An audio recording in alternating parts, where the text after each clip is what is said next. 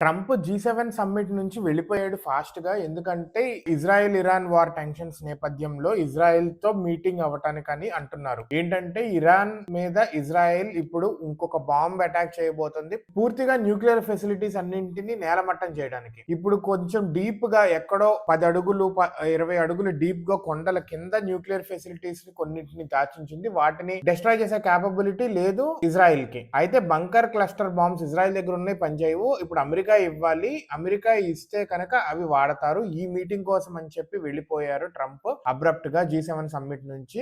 State leaders తో dinner అయిన వెంటనే నిన్న అని చెప్పి. యాక్చువల్లీ మోడీతో కూడా మీటింగ్ అవ్వాల్సింది, కానీ వెళ్ళిపోయారు అనమాట ట్రంప్. అయితే ట్రంప్ కూడా ఏం చెప్పారంటే ఇరాన్ అనేది ముందే సైన్ చేసి ఉండాల్సింది. నేను చెప్పిన పీస్ డీల్ లో ఏంటంటే ఇరాన్ కి న్యూక్లియర్ వెపన్ ఉండే అవకాశం లేనే లేదు, ఉండకూడదు. దానివల్ల ఇదంతా తెచ్చుకుంటుంది, ఈ గొడవలు, ఈ యుద్ధాలు, ఇవన్నీ అని చెప్పి క్లియర్ గా చెప్పారు. ట్రంప్ వెరీ బ్లాంట్ గా అంటున్నారు ఇరాన్ కి న్యూక్లియర్ ఫెసిలిటీ అనేది ఉండకూడదు అని చెప్పి. నాకు తెలిసి ఇప్పుడు ఇజ్రాయెల్ తో కలిపి ఫైనల్ బ్లో చేస్తారేమో ఇరాన్ మీద, చూడాలి.